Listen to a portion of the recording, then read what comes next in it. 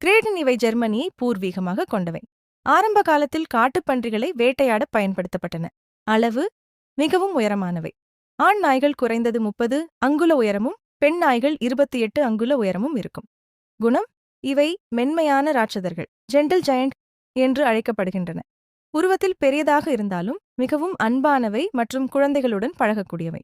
ஆயுட்காலம் பெரிய நாய் இனம் என்பதால் இவற்றின் ஆயுட்காலம் பொதுவாக 7 முதல் 10 ஆண்டுகள் மட்டுமே. பராமரிப்பு முறைகள் உணவு இவற்றின் வளர்ச்சிக்கு தகுந்த சத்தான உணவுகள் தேவை. குறிப்பாக பெரிய வகை நாய்களுக்கான ஜயண்ட் பிரீடு பிரத்யேக உணவுகளை வழங்க வேண்டும். பயிற்சி இவை அமைதியானவை என்றாலும் தினமும் நடைப்பயிற்சி அவசியம். குட்டியாக இருக்கும்போதே முறையான பயிற்சி அளிப்பது நல்லது.